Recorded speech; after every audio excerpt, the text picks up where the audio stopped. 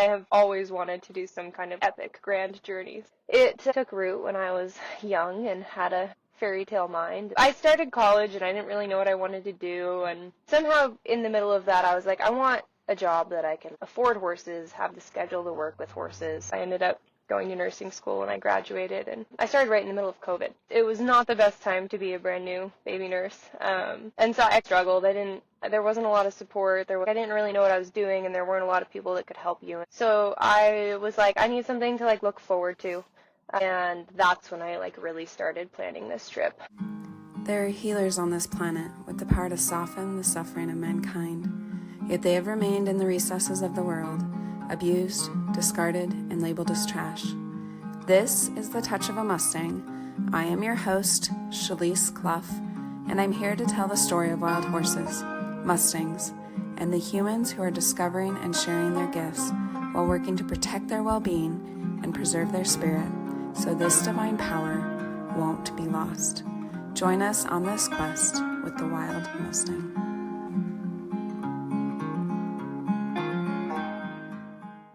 Let's kind of start at the beginning. How did you get involved in horses? And then how did that go to Mustangs? And then tell us, and then we'll talk about what you're going to do and how that's all going. Yeah. I feel like I kind of just came out obsessed with horses. Nobody in my family really owns horses. My parents both had Really? horses when they were kids. Yeah, but yeah, ever since I was old enough to probably make permanent object relations. I have pictures of when I was 2, just holding on to carriage horses and all the things. So I've always loved them, but I got my first horse when I was 8. My aunt actually gave him to me, and I had no idea what I was doing. Yeah. So I kind of just my aunt gave me an adult saddle, a 15-inch saddle, and all the things, and basically it was just okay, here you go. And I just figured out what I was doing, but not really. So I did a whole bunch of stupid things, and my parents were eventually okay, we should probably get some formal training lessons, whatever. So I started 4-H. Okay. And I think that was just kind of the downward spiral from there. I started training horses, and I worked for a dude ranch for 13 years, and then I didn't find the Mustangs until much more recently. September of 2022 is when I actually brought home my first 2 Mustangs. So, but yeah, anyway, so as soon as I got my first horse, I started dreaming about these, big trips, and I watched a documentary. I was homeschooled, so I watched a documentary of a couple that hiked to the Pacific Crest Trail, and I was like, I'm going to do that on a horse someday. And honestly, that's kind of, I think, what planted the idea. Yeah, so you've been planning this for a long time. Yes, yeah. Seriously, for the last 4 years, but I have always wanted to do some kind of epic grand journey. So, but yeah, anyway, so it kind of took root when I was young and had a, fairy tale mind, and then Before we could be realistic and talk ourselves out of right. it. Yeah, exactly. So I started college and I didn't really know what I wanted to do, and I ended up taking a 9-month stint at a youth ranch in Oregon that actually worked with rescue horses, and it was a super cool idea. And somehow in the middle of that, I was like, I want a job that I can afford horses, have the schedule to work with horses. And I'd worked as a vet tech for 2 years. I didn't really like the small animal vet thing. And so I was like, well, human nursing, it's like a vet tech for humans, and it's a fairly easy degree is what I kept telling myself. And so when I got back from that internship, I ended up going to nursing school and I graduated, and I started right in the middle of COVID. Yeah, it was not the best time to be a brand new baby nurse. And so I kind of struggled. There wasn't a lot of support. There wasn't a lot of I didn't really know what I was doing, and there weren't a lot of people that could help you. And so I was like, I need something to look forward to. And that's when I really started planning this trip. I signed a 2-year contract at my first hospital, and I was like, at the end of this contract, I'm going to go on this trip. And I started kind of looking at different routes, and ultimately ended up with kind of an idea of the trail that I am now taking in 38 days. Yeah, I've been seeing your countdown. I was like, wow, that's coming up soon. It's so crazy to be talking about something for 4 years and then finally have it be this close. On a countdown, yeah. Yeah. Better than Christmas, I bet. Tell us what exactly you are doing and what your plans are for it, how it's all going to work out, because it's pretty pretty cool, pretty exciting. Yeah. So I will be riding my horses from the border of Arizona and Mexico to the border of Montana and Canada. And then I just decided to tack on like an extra 250 miles to actually ride to my hometown. Just Yeah. because at that point, what's another 250 What's miles? 250 more, right? Yeah. So I'll be taking my four horses. Three of them are Mustangs. They're all five this They're year, all and then 5 years old. Wow. they That's are a all young five. Yeah, group. they're all bunch of babies. And you can tell when you when you get them all in a line, you can tell there's still some baby brain to deal with. But Yeah. and then I have a quarter horse Appaloosa mare that I started, and she's 7, so she's kind of been my foundation of this whole thing. She's gonna be the Um, leader out there, hopefully. yeah, hopefully. And hopefully she's a good influence because it kind of depends Yeah. on the day with her. Well, But a good mare can do really great, but yeah, absolutely. So yeah, so that's I drive to the border of Arizona on March 4th I leave, and then the goal is to start March 9th, and it'll take about 7-ish months depending on kind of if everything goes according to plan and how many days off we take a week. And I'll be packing 2 of my horses. I'll be riding one, and then I'm calling them my spare tire. And so if anybody gets sore and just needs a break or a day off, I'll hmm have a horse that I can kind of trade out. cool. And so are people going along with you, following you along the way, kind of helping or? That was the initial intent. It kind of ended up being more of a solo trip than I had wanted initially. So I have sections. My dad's going to be kind of meeting me at my campsites every night for the first week. And then the guy who kind of taught me how to pack and his wife are going to be meeting me for the second week. And then after that, it's a lot of, like, I might be meeting somebody at the end of my week for a resupply, or I'll be riding through town and going to the feed store with my horses and picking up, like, I'm freeze drying all my food, so I'm sending it ahead. I can send it ahead to like post office boxes or whatever. Wow.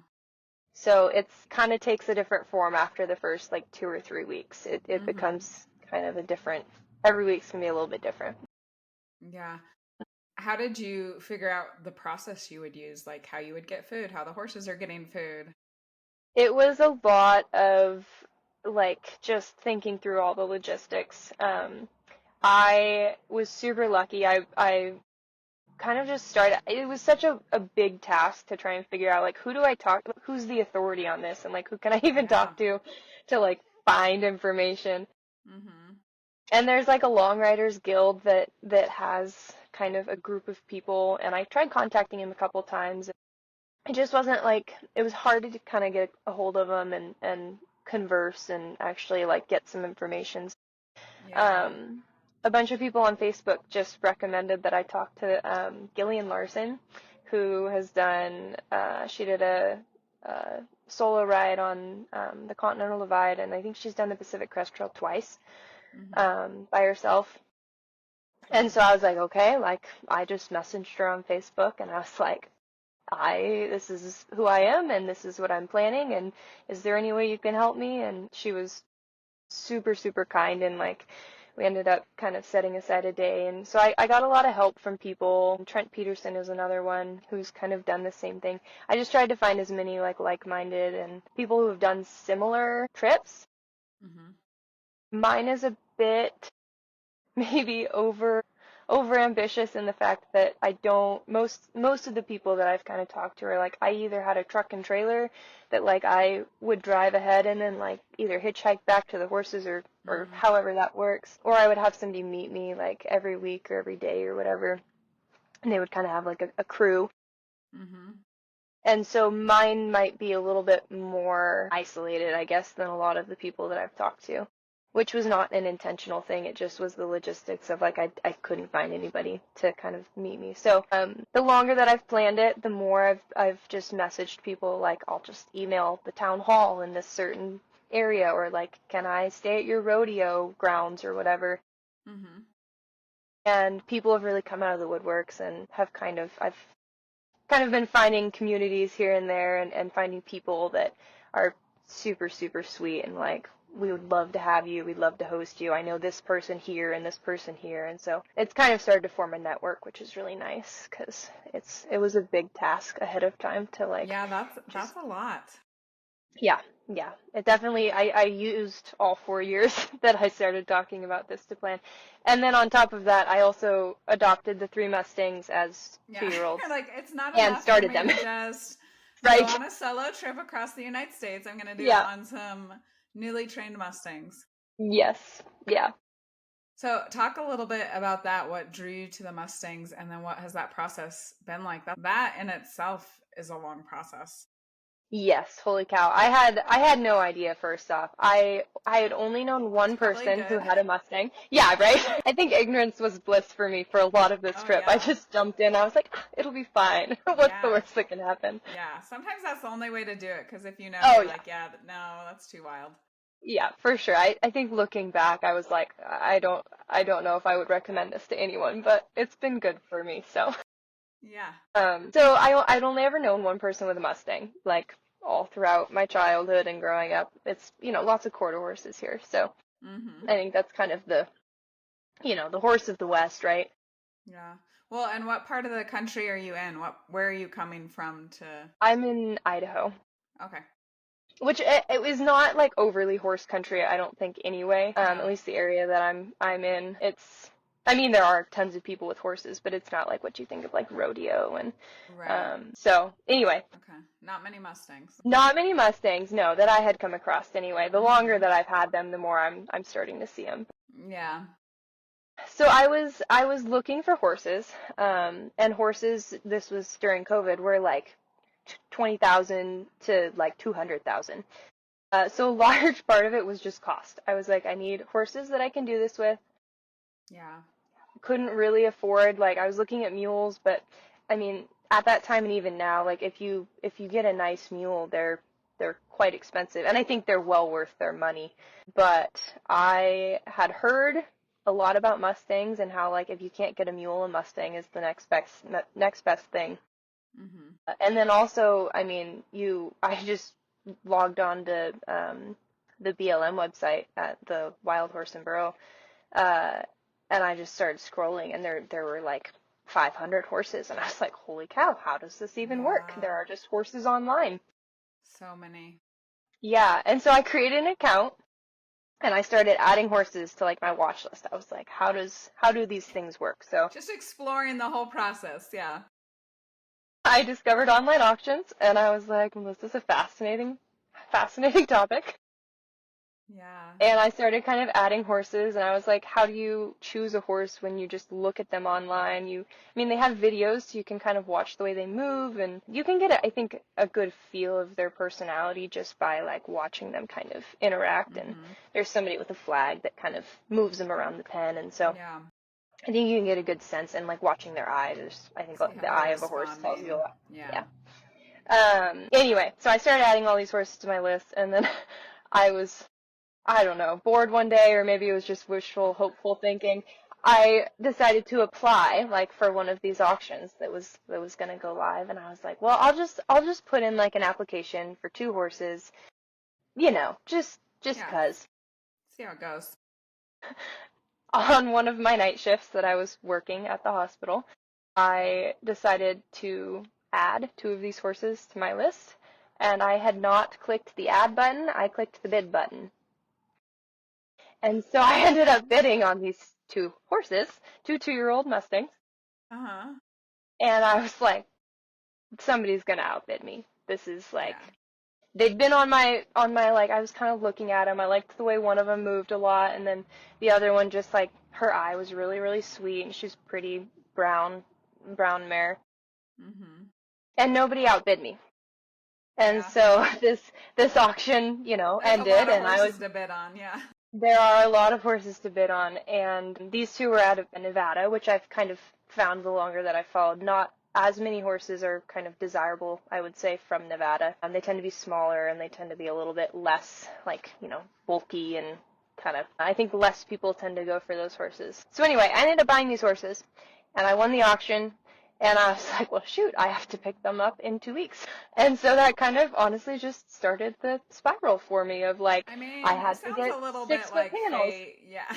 I think it was. And I also think there was, who fills out an application for two horses without having some kind of like ulterior motive, right? So Right, I yeah. think I was probably hoping for it a little bit, but yeah, I'll go with the fate thing. Yeah. It was a very kind of shocking experience. And then, yeah, I drove to Nevada. So it was, I think, 800 miles one way to go pick up these. So I had to rent a truck because I Wow. didn't have a truck with a hauling capacity for that long. And anyway, it was just a whole thing. And then I ended up getting these two-year-old Mustangs that I was like, okay, these are my two. And my mare that I have that I had already started, and it's like, okay, then we're doing this. Like, this is it. And I started training them. And I don't know what I was expecting. I think I was like expecting horses jumping over corral panels and like wild and, Yeah. just I mean, one of chaotic. mine did try to do that, so it does happen. There you go, yeah. And I think that is why, you have to have the certain height panels and all the Hmm. things. That was not my two that I got. They were the most docile, like sweet, quiet horses. Friendly is what I ended up naming one of them. He's my little bay out of the Jackson Mountain HMA, and then Gracie, which I just chose a random name. I love She's it. my yeah, she's my mare out of Triple B. So yeah, that was kind of how the whole process started, and I didn't know anything about packing. I didn't know how to pack a horse, and so it was a very rapid, like I had to learn everything all at once. I'd never Yeah, started a that's a lot. Mustang.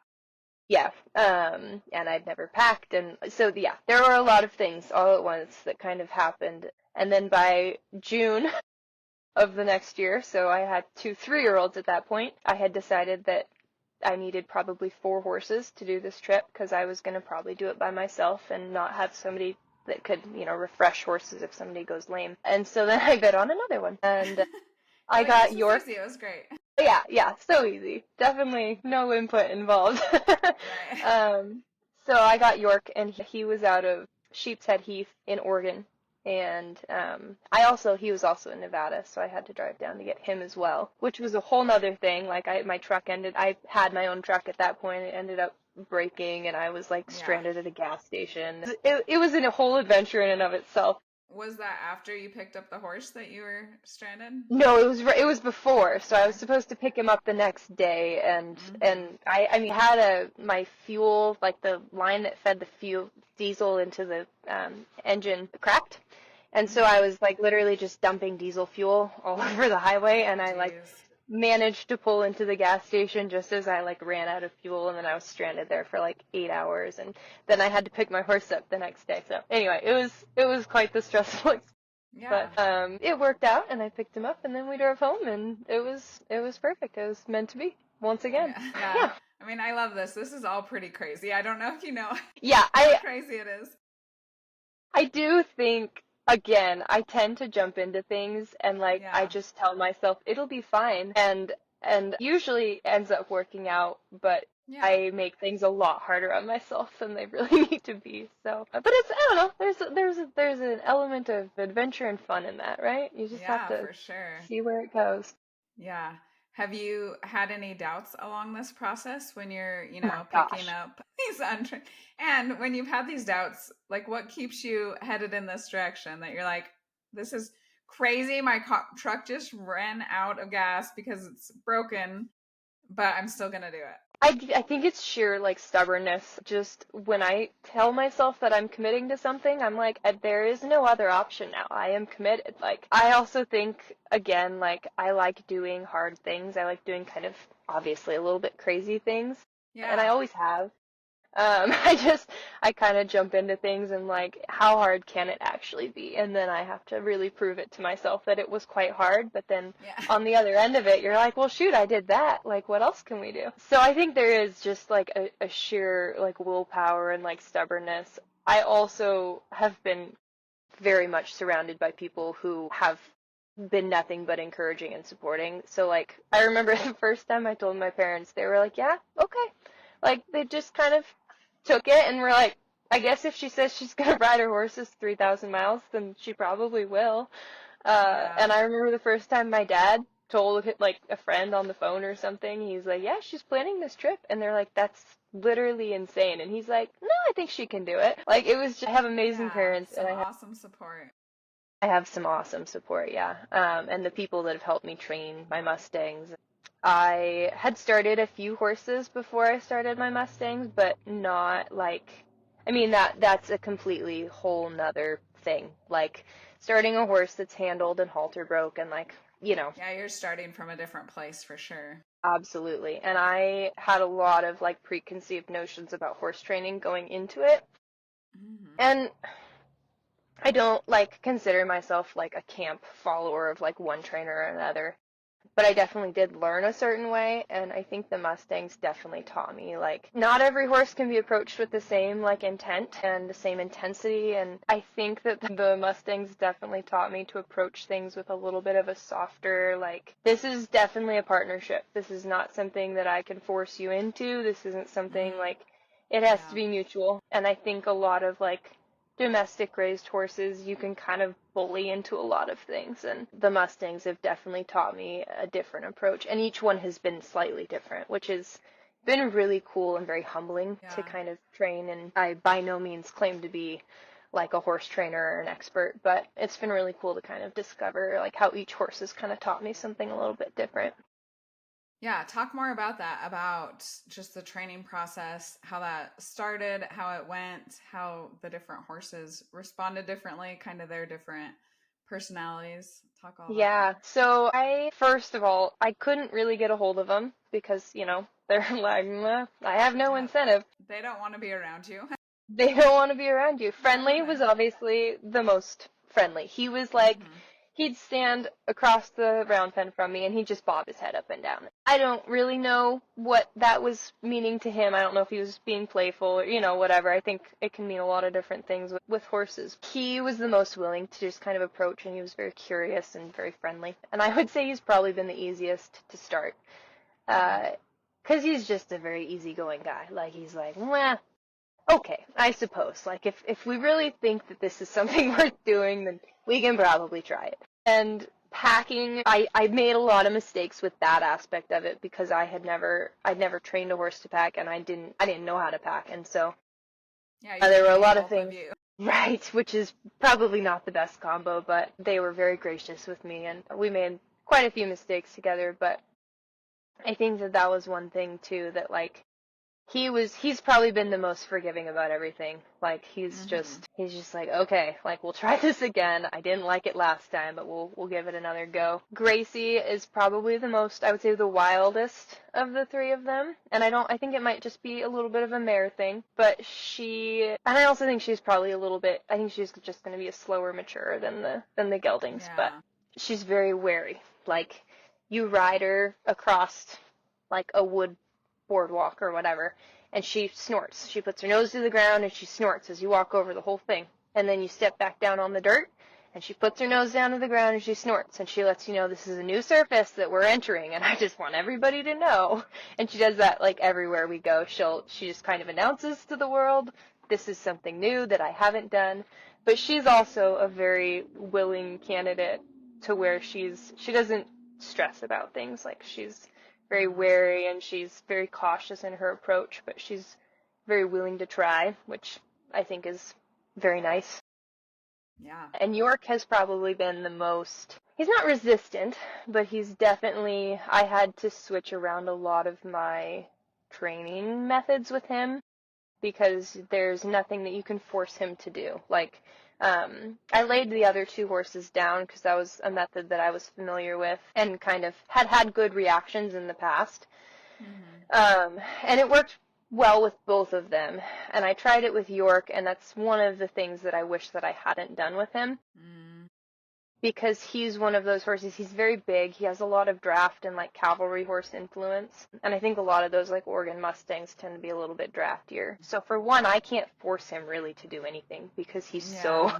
just beefy. And then it's also his personality goes right along with that, in that like there's no forcefulness that you can use with him. It is all an ask and a response. And I hadn't trained a horse like that before, and that's kind of where I've backtracked with the other 3 horses that I have, where I've kind of learned and kind of come to realize that that is a really important, and I really value that now, where you kind of have a little bit more of a communication between the two rather than a tell and a go. It's an Yeah. ask and a give. So yeah, York has been one that is very much kind of taught me a little bit of, I think, of a softer approach.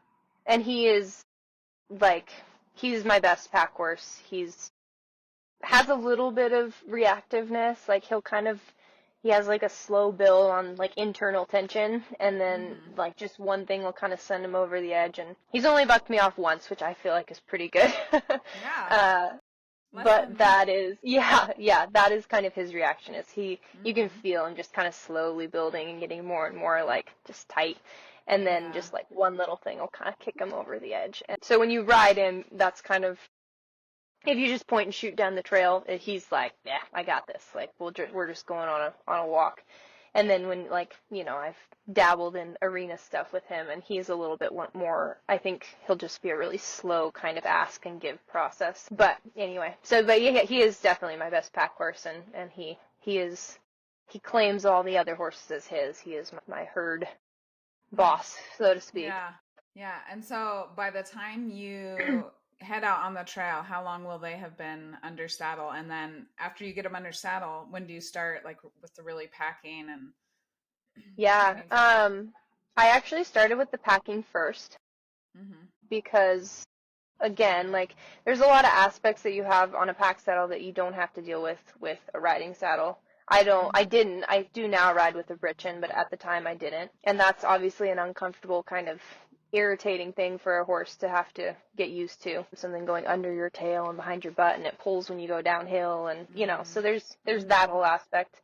And then anything with noise, right? So I have bear boxes that I pack, and those are very loud and kind of uncomfortable, and you have to learn that you're, possibly another horse width, because you have about half a horse on either side, that you have your pack saddles, your pack bags. And so there's that whole aspect of, like, they have to learn that they're wider. They have to learn that when they bump into something, it's not like a scary, painful thing. It's just, you just have to learn that you're wider, and you have to kind of bend your rib cage a little bit more around trees. And so I started training all of that before I even got on them. I did a lot of groundwork first just to get them, used to human things, because I think that is where the Mustangs tend to be, my Mustangs anyway. Yeah, Um, for sure. Nature is not scary at all. Birds Yeah. popping up, turkeys, all the things, like, they're like, we know this. Yeah. It's like tarps and flags and plastic bags and like all the human stuff, right? So all of that I spent a lot of groundwork just kind of getting used to. And then I moved on to packing and kind of just carrying around like empty pack panniers, and teaching them to walk in a string was probably the most difficult thing, And because this is still you're still doing this just on the ground with them? yeah, this was all on the ground before I got on. Mm-hmm. Um, And the string I didn't work on so much. That was more just leading behind my riding horse, of getting used to me being Okay. above. Yeah. And then once they accepted the pack saddle, and they kind of got used to carrying like just stuff, not necessarily like heavy or metal or anything that was like really a big hurdle. It was just kind of like soft canvas panniers. Then I started kind of tying them together and working on leading in a string. And that was very difficult, because inclination is you want to walk as a group, a bundle. It's Yeah. hard to get them to walk nose to tail, especially if you're not on a little narrow trail. Yeah. Babies, and so like they bite each other's back legs, and then they kick at each other, and like, so they just have that like baby energy of walking around and just playing with each other. Um, and then you have the inexperienced packer, and that, I think, was also another huge factor of, like, I just put them in a lot of scenarios that in hindsight, was way too much of a step all at once. And so they were very gracious with it, and Yeah. they And kind it's of such a worked with me. process learning that until you've been Yeah, in it. Like right. I would imagine it's become a lot more natural, but when you first start, it's a whole new different Yeah. world. Oh, yeah. And there's so many different, like, I didn't know that there were different styles of packing, and there's different methods, there's different hitches, there's just so many little infinite things that you can do different. There's different breakaways that you can use, and there is a fact of you need a breakaway, and if you tie horses together, you don't want to hard tie them, and I was hard tying them initially because I didn't know any better. And then it's hard to find packers that are young. Like, it's hard to find kind of people that are my age that know how to pack, because it's not a skill I think that a ton of people do anymore. Yeah, Unless no, you're I like wouldn't working think so. for unless you're working for like an outfitter or a Forest Service or national park or something. And so finding people was also difficult to teach me how. And then on top of that, finding people willing to teach me how and take a young green packer in with 3 young green horses.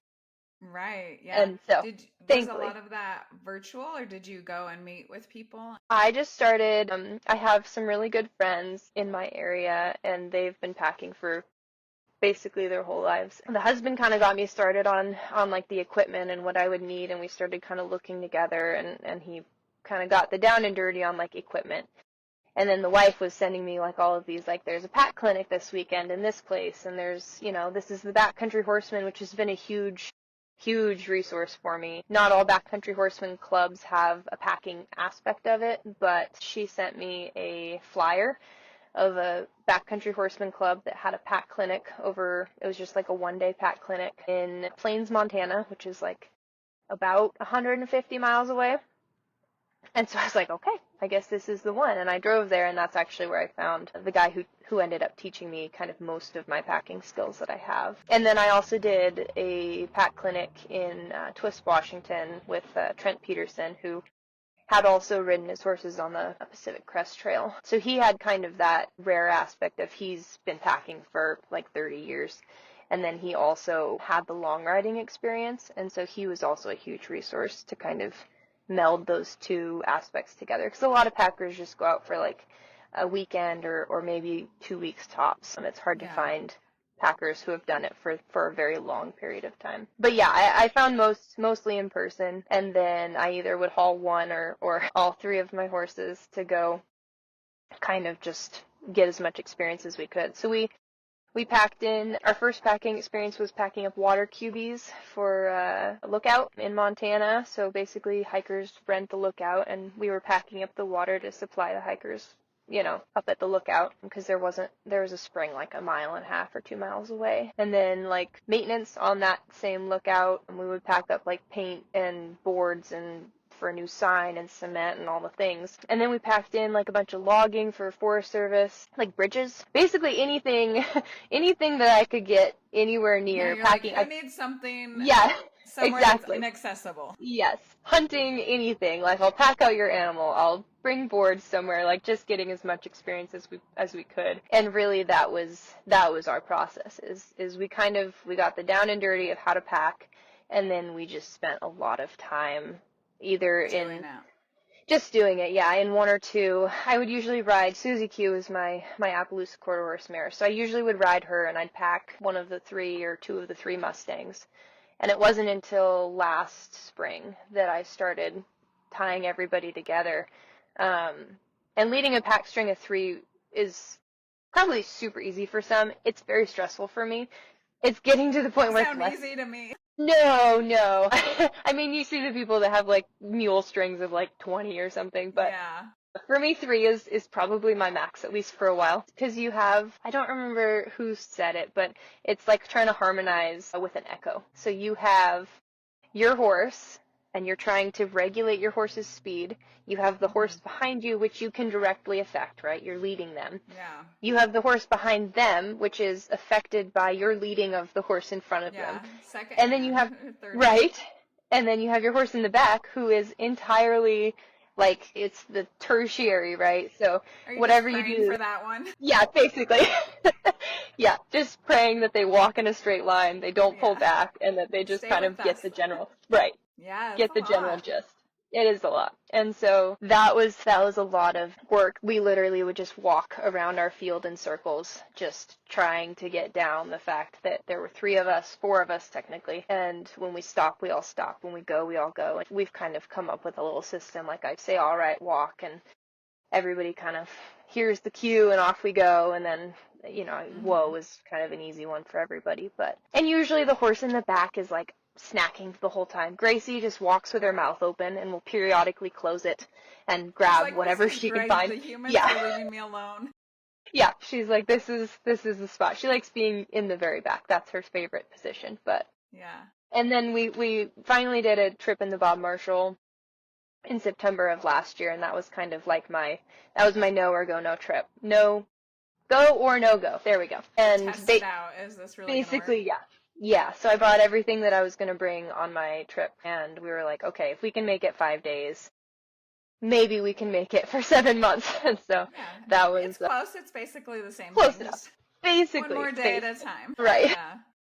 So, and that trip went really, really well, and I was very much blown away by how much 3 horses can learn really in 2 summers. So it was a true testament, I think, to how amazing those horses are and how much I think we've all learned together. So it's kind of a cool spot to be in. I don't recommend it for anyone because it's everybody's follow learning. your example. Right. But for me, it's been super cool, and I think my appreciation for those horses is really. And this whole time you've been working full time? Yeah. Is that true? Yeah. So How did you find that balance? Like, okay, here you got to take care of your financial needs or whatever, but also working on this project that's super time consuming. Yeah, it was very much winters are for working and summers are for like minimum working. So as much time as I could get off, I would. And that's, again, the beauty of my job is that I can, I'll do a lot of like 12-hour shifts in a row, and then you have 8 days off. And so just naturally built in right there, you can do like a 3-day trip or a 4-day trip. And you can get a lot done in that like schedule. And then, like I said, like I took last summer, I took basically like 3 extra days each month off. And we would spend like 8 or 9 or 10 days in a row just trying to get everybody lined out and get some good practice trips in. And then once again, nursing is one of those careers where it pays well enough that I could kind of keep my nest egg for my trip as well as buying, because I didn't have any of the supplies. I'd never packed before. Yeah, it's got to have some expenses related to it, not to mention you're not going to be working for 7 months. Right, yeah. So, and this winter has really, like, I haven't ridden my horses since December, which kills me because I usually, like, all winter I'll ride. But this winter has been very much about, like, I need to get, financially, everybody needs to be set so that we can take 7 months off. And then, when I get back in the fall, again, nursing is a great career where you can kind of just say, okay, I need to look for a job, and there's probably going to be one somewhere. So, but yeah, it has been a balancing act. And I don't want to say that it took some of the fun out of riding, because I mean, that's how I recharge. That's basically my life outside of work. But it was definitely a second job. Like at the same time, it's like, if I'm going to do this, you have to go out there whether you feel like it or not today. Exactly. Yeah. It was that mindset of like, I really don't want to do this today, and I am tired and everybody's grumpy, but we're going to go at least walk around the property like 2 or 3 times, make sure that we're good, and then we're going to like practice loading and unloading, or, like just little things here and there. And that took a lot of, I think, discipline for me, because it was really easy to go like, we'll do it tomorrow. And it takes a lot of discipline. I do that all the time. I'll do it tomorrow when the weather's nicer. Absolutely. And I think this winter has been it's been kind of a nice break for everybody. The horses have just been able to be horses and eat and play and do all their things. Yeah. And I've been able to just kind of focus on like feeling like we're at least somewhat stable going into this big trip of like, we will be okay financially if something happens, or, all the unexpecteds that can happen from quitting your job for 7 months. Yeah. One more crazy thing that you're doing. Right. No, it's awesome. And so on your trip, what is the path you're going to be taking? Is it trails through wilderness? Is it side of the road? What will that look like?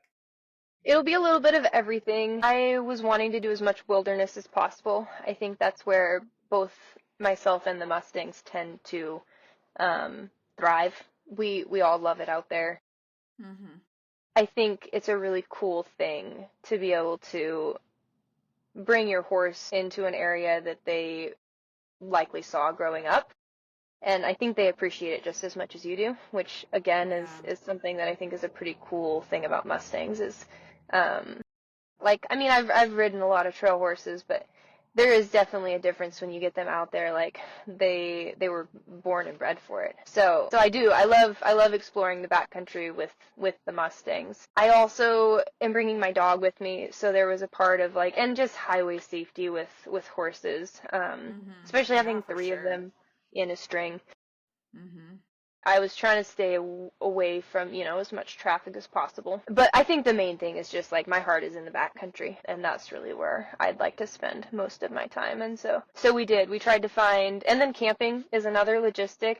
Unless you have best friends like every 8 to 20 miles, Yeah. you have Right. to camp somewhere. And so I think we're blessed to have a lot of the western United States is public land, and so you can camp on BLM land, you can camp on National Forest Service. Now, there's designated camping areas in national parks that you can camp at, and so I think also part of that and just appreciating all the wild spaces that we have that we can Yeah. stay at. So there were a lot of different aspects. I don't know if any of it was like an intentional, like, I'm not trying to be the first to do anything. I'm not the first I woman mean, to I do feel it like you alone. are. I don't know if anybody's trained 3 Mustangs and then taken off, but that's Maybe, not the maybe. intention here. Yeah. That's not the intention. Yeah, I'm not trying to do anything groundbreaking. It's just I guess what speaks to me, and so Yeah. it's just what I feel like I've been called to do. Yeah. Is the trail system pretty good going up there? Are there lots of trails that connect? There isn't a single one that goes the whole way, is there? No, so there's the Continental Divide that goes through New Mexico, Colorado, Wyoming, and Montana. The Colorado aspect is like 15,000 feet. So you're up on a lot of ridges and kind of at risk with storms, and there's Yeah. probably going to be snow when I'm going through. And then New Mexico is a lot of obviously desert. And so I didn't really want to go through Colorado and New Mexico. So I moved 2 states over, or 1 state over technically. So I chose Arizona, and the Arizona Trail is a fairly well-established trail system that goes from south to north or north to south. Hmm.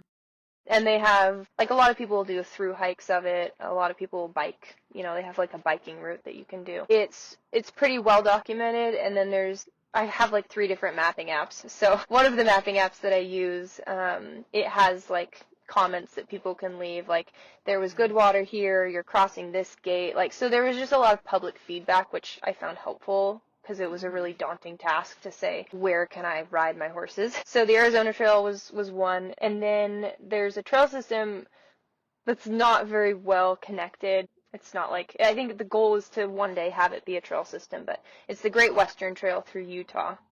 Okay. And so you have sections of it that are all connected, and then there's a decent amount of sections that you kind of just have to look at like maps and backcountry trails and say like, okay, this will get me from point A to point B. Mm-hmm. Some of them are like cattle trails, some of them are old logging trails, some of them are just backcountry roads that I'll be riding on. And then once I get into Wyoming, I do some highway riding from northern Utah through southern Idaho into Wyoming. And then I'm just riding up basically a mountain range that have a bunch of interconnecting trails. And it's hard going into this because I've never been to any of these states. I've never been to Arizona, Utah, or Wyoming. Wow. I have no idea what the trails will be like. And Mm-hmm. so, to a certain extent, I'm relying on like local knowledge, and then I'm also just kind of praying as I go in, like, hopefully this is a good trail that I picked. I'm looking at Yeah. satellite imagery and kind of like seeing, is it heavily wooded? Should there be trees down? Is there a lot of Yeah. water? Doing the best that I can, but there's a lot of just kind of, if I get there and it's not passable or, something's not going to work, I just have to be willing to be flexible and kind of have a couple reroutes in mind. So then I ride through Jackson, Wyoming, through the Grand Teton National Park for just Mm. one day into that kind of mountain range just to the west, and then hopefully, if I can get my backcountry permits, through Yellowstone, and then I'll ride the Continental Divide after that all the way up through Glacier, again, if I can get my permits. So Mm-hmm. and then those Is extra 200 miles. to get the backcountry permits, is that pretty difficult? Is it a long process, or how does that work?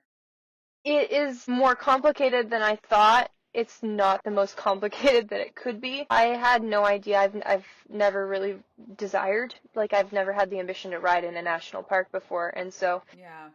I didn't really have any idea how it works. And again, Gillian Larson was a super huge help with that because she has spent a lot of time in national parks. And so she kind of showed me, the resources that I needed to figure it out. And then it was just a lot of trial and error. So Saguaro National Park was my first national park that I was going through. And so I kind of had an easy trial. It's not a heavily like trafficked park Yeah. for horses and backcountry permits. And Right.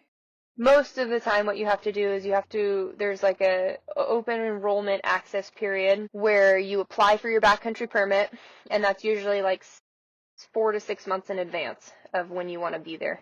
Yeah. And then you either get your backcountry permit or you do not. So it's a lottery system, and I'm unclear if it's first come first serve or if they literally just draw a bunch of, random numbers. Surprise. Haven't figured Yeah. that part out yet, but it does seem to be the sooner you are, the more likely you are to get it. Yeah, so the backcountry permit, if you get your backcountry permit, then you have a certain date and time that you can apply for your specific campsites. Mhm. And then, like, through Yellowstone and Glacier, you have to have, like, this is my first choice of campsite to campsite, this is my second, this is my third, and you just have to be willing to, like, I might go 6 miles today, or I might go 25. And you just have to be Mhm. willing to say, like, these would be great. This is my first choice. And if I don't get this, then I would still, you still have to have kind Yeah. of a route in mind. So like I said, I haven't actually, the enrollment period for Yellowstone is coming up. It's right before I leave. And then I actually have to apply for my backcountry permit in Glacier in the middle of like my second week. So Mm. I'm hoping that I have service and that I can do that. And then my Yeah. parents have graciously said that they would be willing to do it for me if I am in the backcountry Yeah. and not anywhere where there's service. So yeah, it's been a whole process trying to figure out how to learn just the logistics of camping Yeah, and so much planning. yeah, Even the things you don't think about. Can you right, cross the country, and where do you right, cross it at? Yeah. yeah, yeah, Talk about a little bit about like safety. What kinds of things you're going on this trip all by yourself? What are some things that you thought of that you're kind of putting in place just to make sure it's a good, safe experience for yeah. everybody being out there alone in the Yeah, wilderness? yes. So I carry a Garmin, and I actually have it's a GPS unit. Mm-hmm. Um, I have basically three separate methods of navigation that I use. If I'm in a local area that's small enough, I'll have like a compass and a hard copy map. I couldn't do that for this trip because there were so many map sections that I would have needed. Right. It was just way too much for me to even like wrap my brain around. Yeah. So I ended up using 2 or 3 different apps on my phone, so like different. So I use Onyx, I use Gaia, and then I also have Far Out, which it only has like specific trail systems, but it's still useful for like if you want to use a part of this trail system, you can purchase that section of maps. And then I have my GPS that I'll be bringing with me. So obviously you have your tracker on your phone that you can be using to make sure you're on your pre-planned track. And then I also have my GPS that is the Garmin that has the satellite texting. So it has an Yeah. SOS feature if something were to go wrong. And then I also you can send like 30-minute updates or 4-hour updates, whichever one, anywhere in between, to my parents or really whoever I choose. And they can Mm-hmm. basically watch me plot, like your pins will kind of drop as you go, which my dad is very, very religious about following. And He's if on I'm top like of it. stopped, Good. yeah, if Yeah. I'm stopped for more I'm than like glad. 30 minutes, he's like, what's going on? Like, why are you stopped? I'm like, I just have to readjust my packs. Like, we're fine. Yeah. But that was one thing that we practiced quite a bit before, obviously, this trip, just making sure that, like, I had safety redundancies and all that in effect. I also bring a firearm because if you have an injury in the backcountry with your horse, that's not something that really anybody wants to think about. There are certain scenarios where it is Yeah. kinder to A potential reality. Yeah. a potential reality that I think you kind of need to be prepared for when you're riding that far in the backcountry, that if your horse like were to break a leg or something horrible. Mm-hmm. it's far kinder and more merciful to put them down than to let them suffer. Right. So I bring a firearm, and then I also have bear spray, just because, maybe if the horses and all the other noise doesn't keep them away, just in case. Have to have Yeah. my third safety measure. But yeah, that's safety-wise, that's pretty much all that we have. And the biggest thing is just letting people know where I'm going to be at. And I'm not going to be away for more than I think the longest stretch between human contact that I have is 18 days, which is quite the stretch. That's But not nothing. hypothetically, Yeah. most of the time it's 5 to 7 days that I'll go, and then I'll Yeah. have somebody that I'm checking in with at the end of that stretch where I'm doing a resupply of food and grain for the horses, and we're taking a couple days off. So there are a lot of kind of just safety checks built in of I didn't make it to my check-in, somebody come look for me. Right. Yeah. How is that going to be changing from, living modern life, more or less, to very rural, no, well, not no, but very few of our Yeah. modern comforts and all of that? How do you anticipate that being? I'm genuinely excited. I have multiple times in my life, I think I just want to get rid of all technology and just go live a nomad life. Yeah. And I'm kind of excited that I'll get a little bit of a chance. It's like you said, Yeah. it's clearly not what you could do. I don't think I would ever really want to do that unless it were, in a group of people or, there were some other Yeah. safety mechanism built in. But I'm so excited to just kind of unplug from the pace of what we do nowadays. It will be so different. It'll be kind of the same. You still have, stress. You still have a goal every day. You still have a job essentially to do. But literally all we're going to be concerned about is, do we have food? Do we have water? And how many miles do we have to go today? And there's just such a beauty in the simplicity of that I am so excited for. I don't Yeah. love being by myself, so there will definitely be full-blown one-sided conversations between myself and all of my Yeah. separate animals, but You have 3 horses to talk to. oh, yeah, there will be Yeah. plenty of conversations had. Well, it's all very exciting.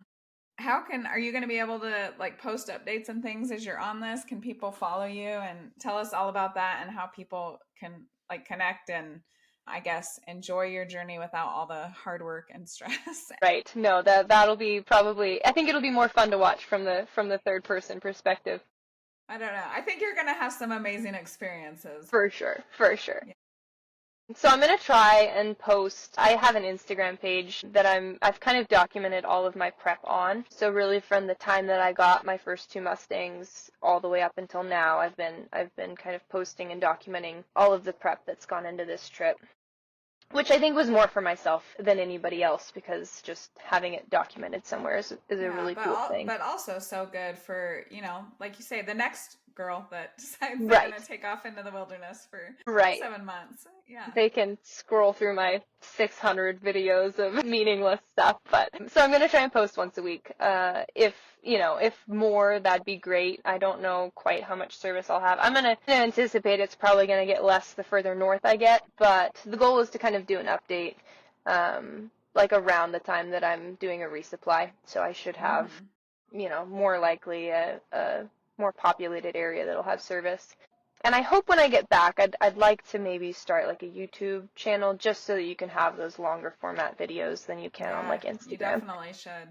Yeah, because I think it would be I think again, more so for myself, but also to share it with other people, because this is very much something that I would love to pass on to the next Yeah. generation. Well, and I think, like you said, not many people are, packers your age are not super common. So, how cool to have that for other people to see, you did this and this was the Yeah, process and yeah, all of for that. sure. So, but yeah, my Instagram is on a wild Mustang with a bunch of underscores underneath each Okay. one. So So, that's the main that is place to the main see place. updates. Yeah. I have Facebook, but I log in maybe once a month, and so people will leave messages, and then I'm 6 weeks later, so sorry, I just saw this, this Yeah. is the answer to this question. So yeah, Yeah. Instagram is kind of the main way that I've been documenting so far. Awesome. One thing we didn't talk about that you kind of mentioned is if someone's going to take on a Mustang, what are some of the things that you, having fairly new to it, having done it, you didn't just do one, you went all in, got I 3. did. Yeah. What's some advice or things that you learned about that process and just being able to take them in and be good stewards for them? Yeah, for sure. I think like honestly from now on I could see myself just owning Mustangs. I love the breed. It's exciting because you never really know what you're gonna get 100%. You kind of have an idea. Yeah, you E- don't at all.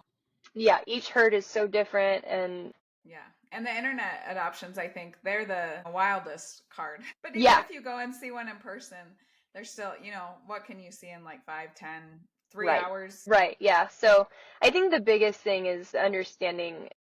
To me, I did not take the responsibility of adopting a Mustang lightly. I don't tend to buy horses that I plan to get rid of anyway. I'm Yeah, kind of one of those. I'm like, I put all this time. I'm kind of attached to you now. Like, you're I'm the probably same. going to die here. Like, I have a Yeah. very hard time letting go of horses. I haven't successfully done it yet. So Yeah. That's not a I'm bad very thing. much no, I'm very much one that to commit to the animals that I bring into my life. But I see a lot of horses, a lot of Mustangs that people will adopt and they don't quite know, the responsibility or even like the skills that you have to be able to even just handle them. And so you'll see Mustangs on like Craigslist or whatever. And I think those are the horses that are at risk of getting sold into like slaughter pipelines and Yeah. that kind of stuff of like, it's a 5-year-old horse when you adopted it, which is already kind of on the older side for a lot of people, and then you hang on to them for 2 years and you just never quite get them halter broke, and so then you have kind of a feral horse that's been sitting around now they're 7 years old, and I think the biggest thing for me is just that when people kind of get into the Mustang life is finding either somebody who's done it or somebody who's like an accomplished horse person if you're not that yourself, just so you can kind of do it responsibly and set that horse up for success because they're such cool horses. It's really sad to see them just kind of get Yeah. cast aside and or just kind of forgotten. Yeah. And I think, unfortunately, because they are so easy to acquire, you Yeah, just get on the internet and click a button right. that you don't always know what you're getting into. And I think, I certainly found that. It sounds like you found that too, even though you were with horses. Like there are a lot of things you still have to learn and you have to kind hmm of be a little more open minded and willing to learn in that process. Yeah, no, for sure. There were a lot of similarities to starting, I would say, like a domestic horse, but there were also things that I think you have to be teachable. You have to be willing to let that horse kind of teach you Yeah. what they need from you and just be willing to adapt to each horse and yeah, just be open-minded, I think is the biggest thing when you start a relationship with a Mustang is you have to realize that it's not quite the same relationship that you have with a horse that maybe you raised or bottle fed or whatever. There's definitely a partnership and you kind of have to have that mutual respect. Then I don't know if you always have that with domestic horses. And you said probably here on out, maybe not. Who knows? You love Mustangs. What are I some of the things that have kind of drawn you into the Mustang world and to owning them, to having them part of your life? Yeah. I've always been like an underdog, kind of like I'm rooting for the one that nobody's rooting for. My first horse was a quarter horse Arabian, and he was not pretty by any means. He was short, stocky, little, like my farrier called him Seabiscuit. He had these huge knees, like, and he was like the best gaming horse that I've ever ridden, and he just did it himself. I mean, I was 8, so I just kind of sat there and like Yeah. told him to go You were faster. along for the ride. Right, exactly. But really, he kind of kicked me off of like everybody that I knew in 4-H was like their parents were buying them $14,000 horses. They were sending them to the trainer. Yeah. It was like, can I buy my way into this? And I think for me, it was about like, can I get the least likely candidate and then earn my way Yeah. into it? Yeah. And And with in the a lot of ways, Mustangs, the least desirable in a lot of yeah, circles. absolutely. Yeah, they're feral wild horses, and a lot of people say they're not actually wild horses, they're feral horses. They're generations of released horses. Yeah. Some of them are back to Spanish ancestry and some of them are just ranch horses. But yeah, they are very undesirable to a lot of people. They're just vermin to some people. And so I think for me that kind of like, can I take this horse that nobody wants and turn it into something that like is this amazing animal that somehow walked 3,000 miles across the country and like didn't struggle at all because that's what they were born and bred to do. And so yeah, so I think for me, I could totally see myself maybe someday, I don't know, I'll want this fancy bred quarter horse that I don't know, something. For now, I'm for sure, like, I'm already scoping out my next Mustang, and Are you? I'm not ready for one by any means. I have three Yeah. 5-year-olds, But but I I'm mean, you got to start your ideas back there so that absolutely, by yeah, the time they materialize, you have all the craziness that you need to for make some sure, more. for sure. Yeah, you Yeah. just have to start plotting it now, so maybe in like 2 or 3 years we can Yeah. find one that fits. But yeah, I love the Mustangs, and I think it's that unpredictability that you have, and then it's just that you're rooting for the underdog, and you can create a really, really good horse. And they're Yeah. so versatile too. Yeah. And I think you being out there alone with Mustangs, they're going to be watching out for you. For It's sure. definitely something I felt from my horse, and it's a cool feeling to be out there Yeah. in the wilderness. So Yeah. I'm excited for you. I'm excited to be Yeah. watching. I definitely don't have your level of bravery, but what an incredible adventure. Just really cool for you to be doing this and to have this thing in your mind and you're going for it. And it has not been without struggles. And I'm sure there will still be challenges along the way, but I'm really excited to see how it all plays out. And Yeah. maybe when you get back, you'll come back on and tell us some of the stories and adventures that you have. Yeah. That'd be awesome. I'm sure we will have plenty. Yeah, it's gonna be really exciting, I think. It'll be really cool. And really, there is just something being out in the mountains with a horse. So for you to be doing that for, so long, it's gonna be cool. Hmm. Much for coming on and taking the time to do this. And Yeah. we'll definitely include all the information for anybody who wants to follow along and see what you're doing. And super cool what you're doing with the Mustangs and that you're just going for it. I think it's awesome. Yeah. Well, thank you so much for having me. It's kind of a fun. This is my second podcast that I've ever done, and it's a new world for me too. We're just Oh, branching out into yeah. all sorts of different things. So, Yeah, yeah, there's thank all you so kinds of much. things ahead of you. Yeah. Absolutely. Thank you for joining us and learning about horses that heal and the humans who help them. We hope you'll continue with us on this journey. We'd love for you to subscribe on your favorite platform and follow The Touch of a Mustang on any of the major social media outlets. Please share with your friends, anyone who loves horses, or anyone who might be struggling and could benefit from this message. If you have felt the healing power of horses or help them in their divinely appointed mission, please reach out. We want to hear your story. As we say goodbye, always remember that the horse is always there to help you heal.